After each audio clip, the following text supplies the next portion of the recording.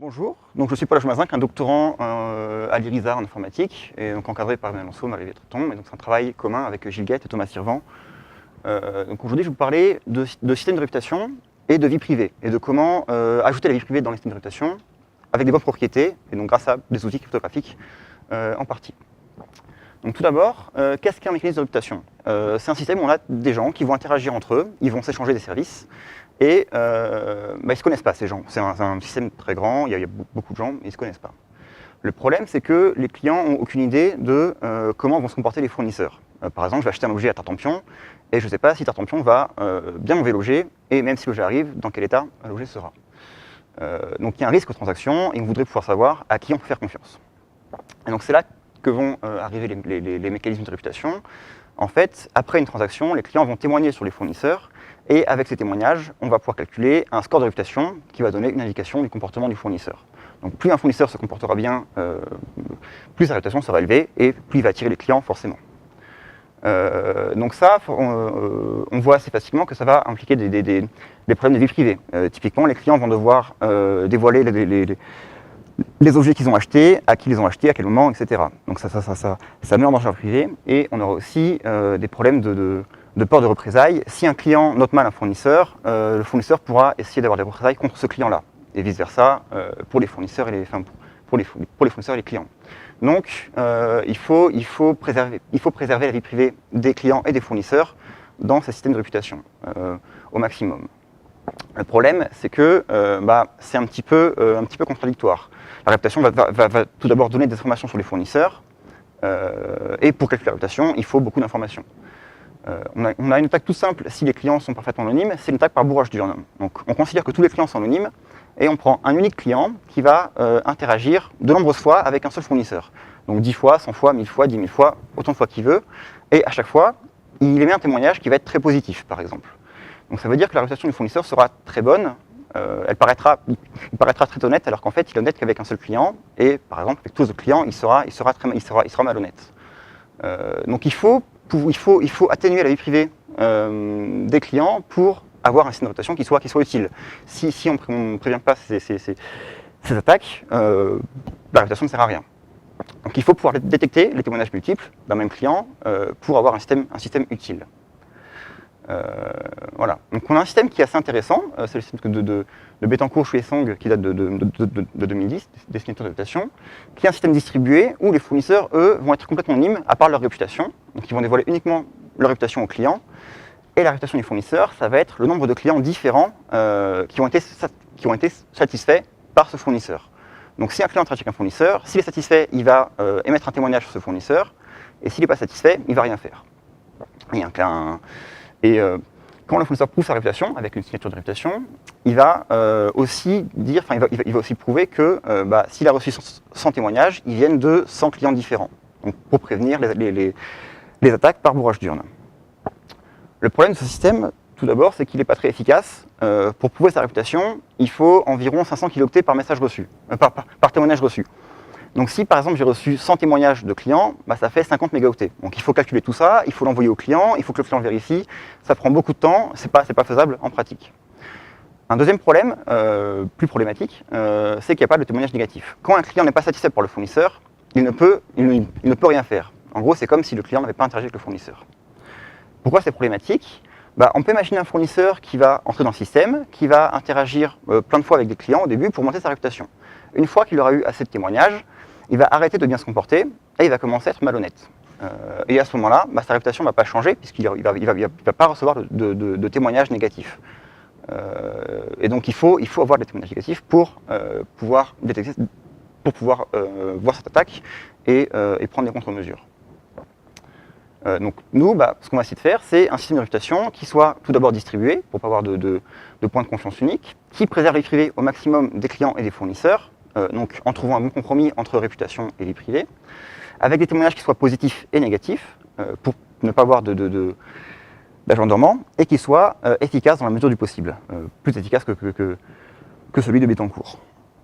Donc pour ça, je vais vous présenter d'abord dans un premier temps les propriétés qu'on veut assurer plus précisément pour ce système de réputation.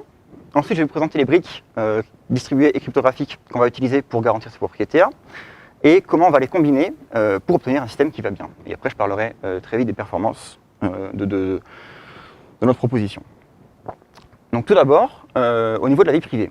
Donc ce qu'on veut, c'est que deux fournisseurs ne puissent pas être... quand un client interagit avec un fournisseur, on ne veut pas que ce client sache avec qui il interagit. Alors par rapport à ce mettre en cours, nous, on va restreindre la vie privée des fournisseurs et après la transaction, le client saura avec qui il a interagi. Ça, c'est pour pouvoir avoir des témoignages négatifs. Pour les clients, on va avoir les mêmes propriétés, c'est-à-dire que si deux clients interagissent avec deux fournisseurs différents, on ne pourra pas savoir si c'est le même client ou pas qui a fait l'interaction. Ensuite, au niveau de l'émission des témoignages, on veut tout simplement qu'on ne puisse pas forger un témoignage. C'est une propriété assez basique, sinon on peut modifier le système à volonté. Ensuite, on veut aussi une propriété de non-déniabilité.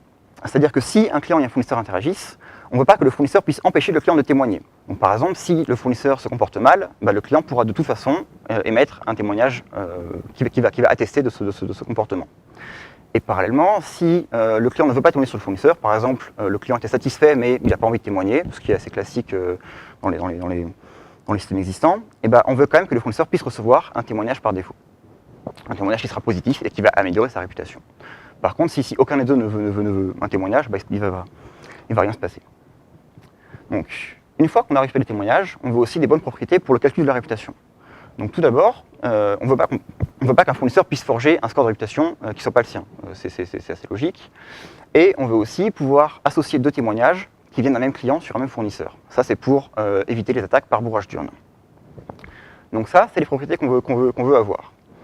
Donc, tout d'abord, je vous parlais du calcul de la réputation, et le problème, c'est que on a des témoignages positifs et négatifs. Du coup, on ne peut pas faire confiance aux fournisseurs pour qu'ils calculent eux-mêmes leur réputation. Sinon, ils vont avoir tendance à écarter tout simplement les témoignages négatifs et avoir tous des bonnes réputations.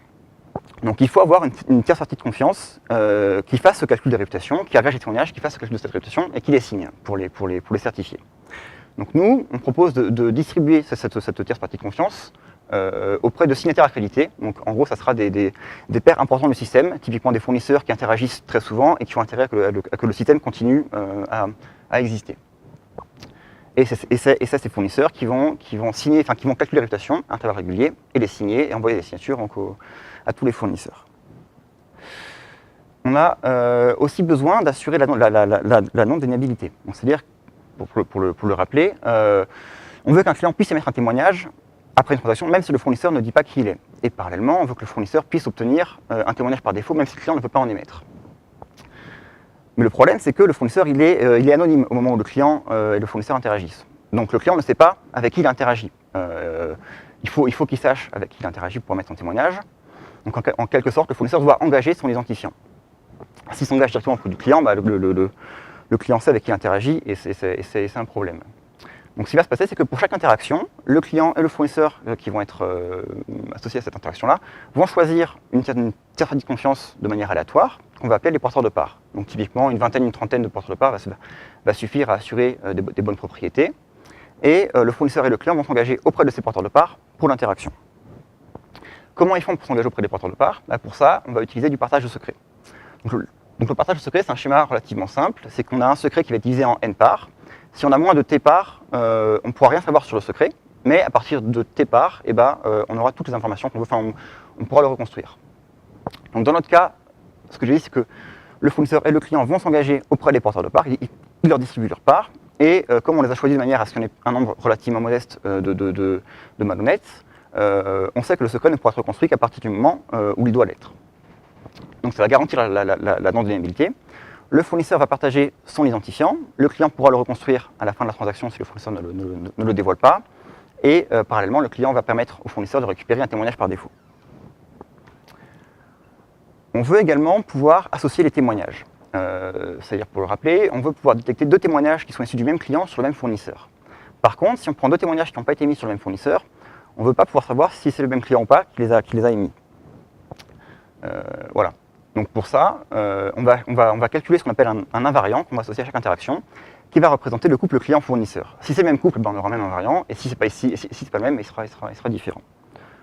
Et ça va permettre donc d'associer les témoignages. Donc, En associant un élément d'un groupe IDFS au fournisseur et un élément scalaire au client, IDCL, en calculant tout simplement IDFS puissance IDCL, ça suffit à assurer ces propriétés-là. En fait, ça repose sur le fait que le fournisseur ne connaît pas le log discret du IDFS, et donc il ne peut pas comparer entre eux ces invariants. Alors, le seul problème, c'est que on ne peut pas calculer cet invariant avant la transaction. Sinon, le client a des informations sur qui est le fournisseur, et vice-versa, le fournisseur a des informations sur le client, et on ne veut pas que ça arrive. Donc pour le faire, pour le calculer en préservant la vie privée, on va le faire en plusieurs étapes, en 3 étapes principales. Donc tout d'abord, le fournisseur va masquer son invariant, il va le randomiser grosso modo avec un Elgamal, et calculer un pré-invariant. Il envoie ça au client, et le client à partir de là, il peut injecter son identifiant, son IDCL, dans le pré-invariant pour calculer un invariant masqué. Ça, le client le garde pour l'instant chez lui, et il le passera au fournisseur seulement après. Et finalement, le fournisseur, à partir de l'invariant masqué, il pourra reconstruire l'invariant. En plus de ça, il faut pouvoir prouver que tous les calculs sont faits de manière correcte, sans dévoiler les éléments identifiants. Donc pour ça, on va utiliser un système de preuve de connaissances à divulgation nulle de connaissances. En gros, ça sert à prouver qu'on connaît des éléments X qui vérifient des équations grand E, sans dévoiler les X.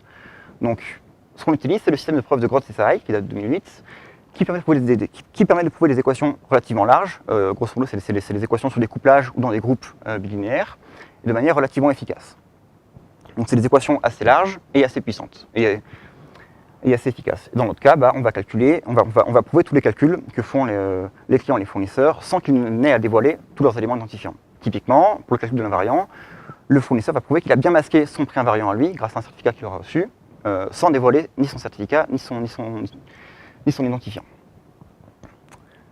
Et finalement, ce dont on a finalement besoin, c'est des signatures, mais le problème des signatures, c'est que pour en vérifier une, il faut une clé de vérification. Et connaître cette clé de vérification, ça veut dire qu'on connaît la personne qui a fait la signature.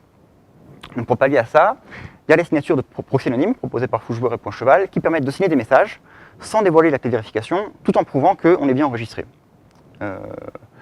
Alors pour les construire, en gros, ça va reposer sur des schémas de signature particuliers qu'on appelle structure preserving, proposée en 2010 par Abe, Foucheboer, Grotz, Arlambieff et Okubo. Et avec le signe Grotz-SAI, on pourra masquer tous les éléments identifiants, donc les clés de vérification, les certificats, etc. et les messages si besoin est. On pourra masquer tout ça dans les signatures. Voilà. Donc, pour résumer, ce que j'ai présenté comme outil pour l'instant, c'est les signataires accrédités, donc une tierce partie de confiance globale qui va calculer les réputations, les signer et envoyer les signatures au fournisseur pour prouver que le calcul est bien fait. Les porteurs de parts qui vont être calculés à chaque nouvelle interaction, qui vont, avec le partage secret, associer à la fois qui vont garantir à la fois la non-déniabilité et la vie privée des agents. L'invariant qui va permettre d'associer les témoignages des clients sur le même fournisseur. Les preuves de Grotz-SAI pour garantir tous les calculs effectués, pour les prouver. Et les signatures synonymes pour permettre aux agents de signer des messages. Donc maintenant, comment est-ce qu'on va combiner tout ça donc, je vais d'abord montrer un peu un protocole, grosso modo, de réputation, enfin d'interaction, c'est quoi? Donc, d'abord, on a un client qui va chercher les fournisseurs, il va en choisir un, et le fournisseur va lui prouver sa réputation, pour lui dire ma réputation, c'est que 80% de mes clients ont été satisfaits, par exemple. Donc le client vérifie cette preuve, après il choisit s'il veut interagir ou pas. Après, ils vont choisir les porteurs de parts, et le client et le fournisseur vont faire la pré-interaction, grosso modo, faire une promesse de complétion, pour garantir la non-déniabilité. Une fois que c'est fait, une fois qu'ils ont tout vérifié, ils vont faire la transaction d'elle-même, donc ils vont échanger un objet physiquement, échanger un fichier sur Internet, quoi que ce soit. Enfin, pour l'instant, on ne s'est pas préoccupé de la transaction en elle-même. Et puis, après, une fois que la transaction a eu lieu, il faut que le client puisse émettre un témoignage, et si le client ne veut pas en émettre un, il faut que le fournisseur puisse en récupérer un. Donc pour la preuve de réputation, c'est assez simple. Une fois qu'on a les preuves de Grotz-SAI et les signatures proxy anonymes, le fournisseur peut facilement prouver qu'il est bien enregistré dans le système, grâce aux signatures, et prouver sa réputation grâce aux signatures des signataires accrédités et aux preuves de Grotz-SAI. Une fois que le client a vérifié ça, qu'il est satisfait, ils peuvent tous les deux faire la promesse de complétion. Donc tout d'abord, il faut choisir les porteurs de parts. Donc grosso modo, ils vont tous les deux choisir un nombre aléatoire, un nonce, et utiliser ce nonce pour générer aléatoirement un nombre de porteurs de parts suffisant. Après, ils font un partage secret sur les porteurs de parts. Donc le fournisseur partage son identifiant pour permettre au client de le retrouver après la transaction. Et le client va partager l'invariant masqué pour permettre au fournisseur de récupérer, grosso modo, une preuve que le client et le fournisseur ont bien interagi. Donc les partages vont être à nouveau prouvés avec les preuves de Grotz-SAI pour garantir à ce moment-là que tout s'est bien passé. Et une fois que ça s'est fait, une fois que tout a été vérifié, la transaction peut avoir lieu. Donc elle a lieu, peu importe sa nature. Et une fois que c'est fait, on a trois cas. soit tout se passe bien et le client et le fournisseur vont participer à l'émission du témoignage. Donc à ce moment-là, le client choisit son témoignage, le fournisseur révèle son identifiant et ils vont pouvoir mettre le témoignage. Un deuxième cas qui peut arriver, c'est que le fournisseur il refuse de dire qui il est. Par exemple, il s'est mal comporté, il sait qu'il va avoir une mauvaise note, donc il ne veut pas dire qui il est.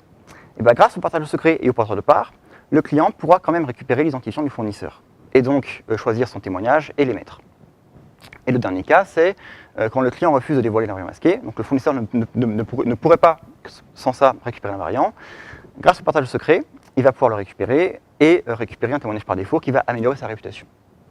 Et finalement, si ni le client ni le fournisseur ne veulent avoir un témoignage, ne veulent émettre un témoignage, ben, il ne se passe rien, là on ne pourra pas forcer ça. Donc un mot rapide sur les performances, on s'est basé sur les formules de Arana et al. Qui datent de Eurocrypt 2011. C'était sur des coupes de Barrett-Nehring avec un processeur assez récent 2011, un AMD Phenom 2X4 à 3 GHz. Et on voit qu'on a des calculs qui sont relativement raisonnables. Donc là, c'est fait sans optimisation pour les preuves de Grotz-Sahai. Et pour toute interaction, on va avoir grosso modo 200-300 millisecondes par agent, ce qui est très raisonnable. Et pareil pour les tailles des messages échangés, ça va être de l'ordre de la centaine de kilooctets, ce qui est très inférieur aux tailles des signatures de Bettencourt, qui étaient de 500 kilooctets par témoignage reçu. Voilà. Donc pour résumer, on a une notation qui est distribuée, qui préserve la vie privée des clients et des fournisseurs. Donc pour les fournisseurs, c'est un peu réduit, c'est un anonymat qui est temporaire puisqu'après la transaction, il est révélé. On a des témoignages qui peuvent être positifs et négatifs, donc on peut avoir un bon modèle de calcul de réputation après ça, et un système qui est efficace en termes de temps de calcul et de taille de stockage. Alors après, pour les travaux futurs, il faudra qu'on étudie un peu plus pour l'anonymat des fournisseurs. Pour l'instant, il est seulement temporaire, et voir s'il est possible d'avoir en même temps des témoignages négatifs et un anonymat permanent des fournisseurs. Que le client n'ait pas à savoir qui est le fournisseur à la fin de la transaction. Voir si on peut trouver un meilleur compromis que ça. Voilà. Si vous avez des questions, merci de votre attention.